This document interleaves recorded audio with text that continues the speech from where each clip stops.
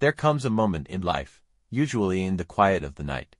The dishes have long been washed, the grandkids are sleeping in another city, and the house. It doesn't echo with laughter like it once did. It's still. It's calm. And then it hits you, a gentle but undeniable truth. Most of your life has already been lived. Now before you think of that as something sad, let me tell you, it's not. It's sacred. It means you've survived. You've loved, you've lost, you've built things, you've broken things, and still. Here you are. But along with that sacredness, there's often a kind of ache that sneaks in. Not because you haven't lived well, but because you start to see maybe for the first time how much of yourself you gave away. Not just your time, your soul, pieces of your spirit that you handed out like gifts, hoping someone would hold them gently. And sometimes, they didn't. You see, when we talk about aging, we often focus on the physical, the gray hair, the stiff knees, the slower mornings. But we don't talk enough about the spirit. The soul gets fragile too. And maybe you've learned the hard way that not every truth deserves to be told out loud. Not every memory needs to be unpacked, because the world isn't always a safe place for fragile things. There's wisdom in holding some stories close, in choosing carefully who gets to see the map of your heart. Not out of bitterness, but out of self-respect, because you're not just a body growing older. You're a soul that has weathered storms, and that deserves to be protected. As we grow older, there's a natural urge to look back, to replay the choices, the crossroads, the words we did or didn't say. And somewhere in those memories, regrets begin to whisper. Some are small, a missed vacation, an opportunity turned down. But others, they cut deeper. Now listen, regrets aren't proof of failure. They're proof that you cared, that you were human, that you had something at stake. But here's the thing, regrets are emotional landmines. And if you place them in the wrong hands, they will explode. I once knew a man named Arthur, a retired teacher in his 70s, gentle soul. Quiet home filled with books and faded photographs. He once told someone, in a moment of honesty, that his biggest regret was never standing up to his abusive father. And that was it. That became his whole story in the eyes of others. Not the years he spent helping young boys find their voice. Not the courage it took to become a better man than the one who raised him.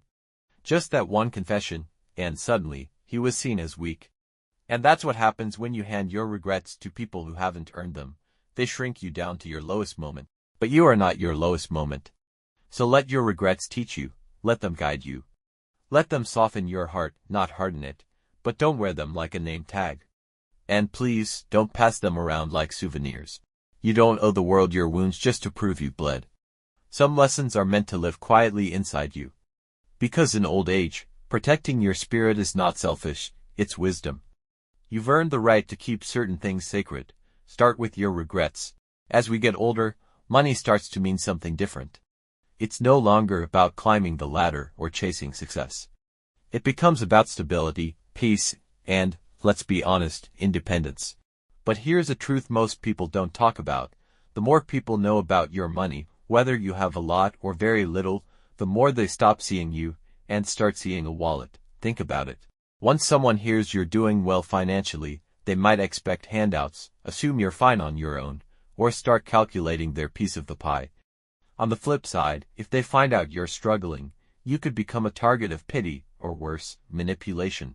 I've seen families torn apart over inheritance.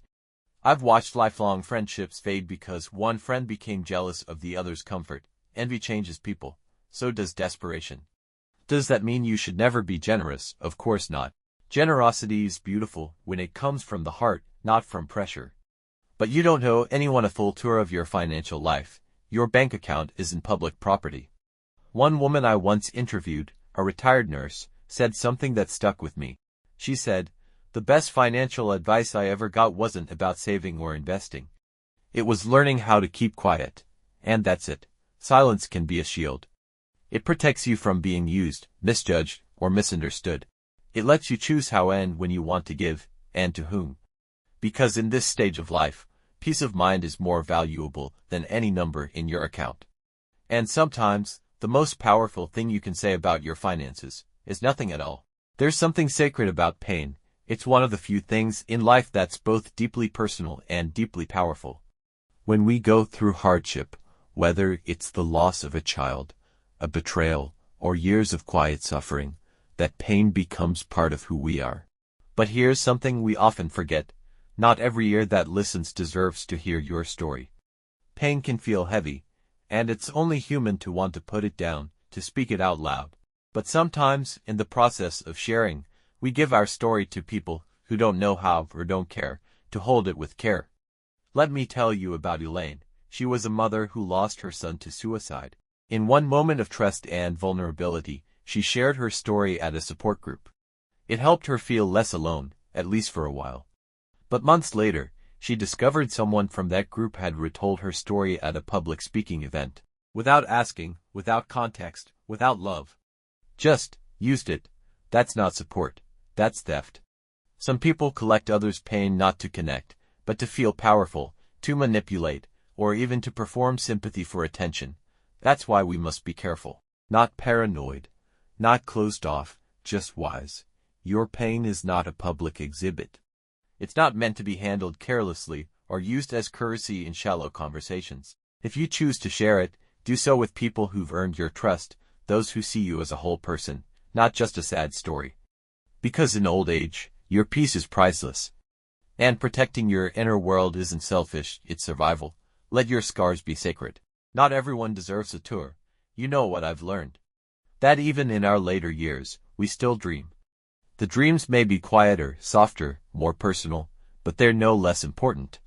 Sometimes, it's something simple, a road trip to the Grand Canyon you never got around to.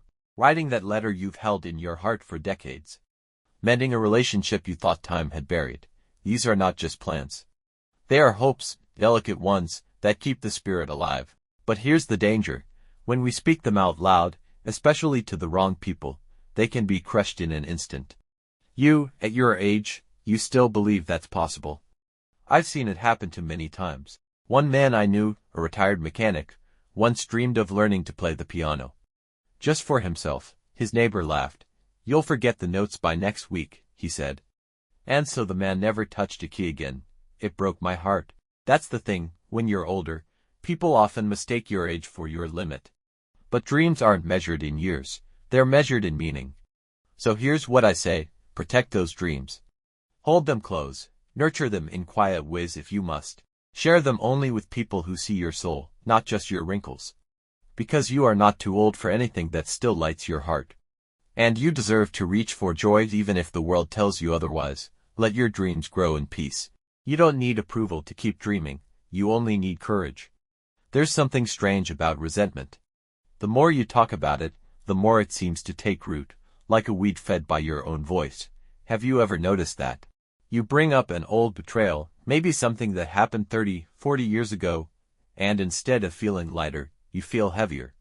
Instead of healing, the wound opens wider. Why? Because bitterness doesn't just live inside you, it listens. And when you speak, it grows stronger. I once met a woman named Carol. She was 80 and still furious with her sister over an inheritance dispute from decades ago. Every time she talked about it, her face tightened, her energy drained. That anger had become part of her identity. And it was stealing her peace minute by minute, year by year. Here's the truth no one wants to say out loud. Sometimes sharing resentment doesn't release it, it anchors it deeper. Of course, we all carry pain. And yes, you deserve to be heard. But unless you're speaking with someone truly wise, someone whose heart holds space without judgment, your story might be mishandled. Or worse, used to define you. There's another way. Instead of letting resentment rot in your soul, transform it. Let it teach you boundaries, so you don't allow that kind of harm again. Let it gift you wisdom, so you spot the warning signs sooner. And then, let silence be your power. Because silence isn't weakness, it's choosing peace over noise.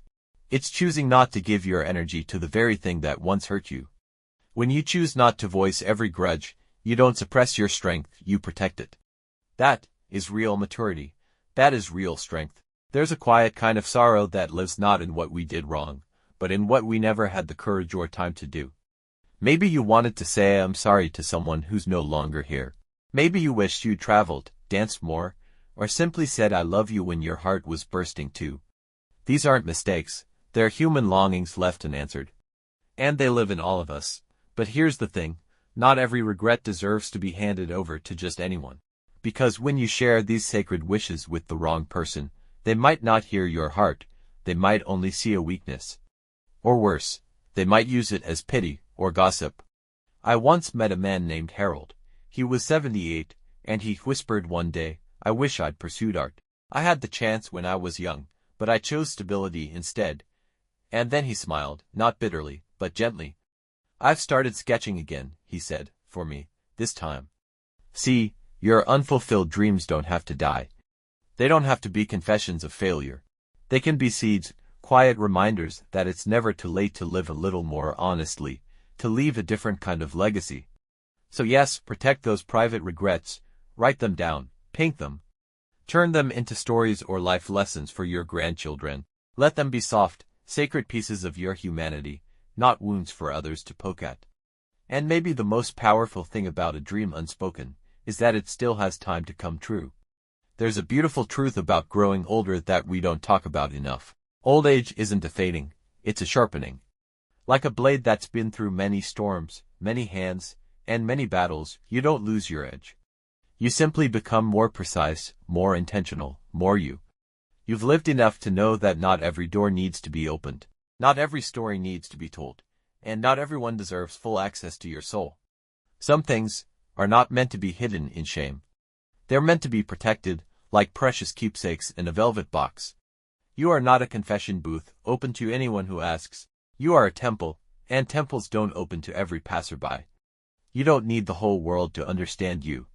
Just a few good people, maybe even just one. And even they don't need to know everything. Because the sacred parts of your journey, the pain you survived, the lessons you earned, the silent battles you fought, they're not secrets, they're treasures. So yes, share your warmth, share your love. Share the laughter that still dances in your chest. Let people feel the light you've carried all these years, but the rest. The regrets, the pain, the private truths, guard them like heirlooms, not out of fear, but out of reverence. Because you are still becoming, even now, especially now. And the most powerful part of your story might be the part you choose to keep just for yourself. Let me remind you of something simple, but powerful. You don't owe anyone your full story. Not the whole book, not every chapter, not even every scar. We live in a world that constantly asks us to open up, to share everything. But the truth is, not everything needs to be said out loud to be understood. Some parts of your life were meant to shape you, not to be put on display. And the older you get, the more sacred that silence becomes. Let silence be your wisdom. Let what you protect be what saves you. And if you're still young, don't wait for life to crush your spirit before you learn to guard it. You can start now. Learn to build boundaries not out of fear, but out of love for yourself. Because in the end, a good life isn't one where you gave everything away. It's a life where you kept your peace, protected your soul, and walked your final years with dignity, not regret. If this message touched you in any way, don't forget to like, subscribe, and share this video with someone who needs to hear it. Your story matters, even the part you never tell.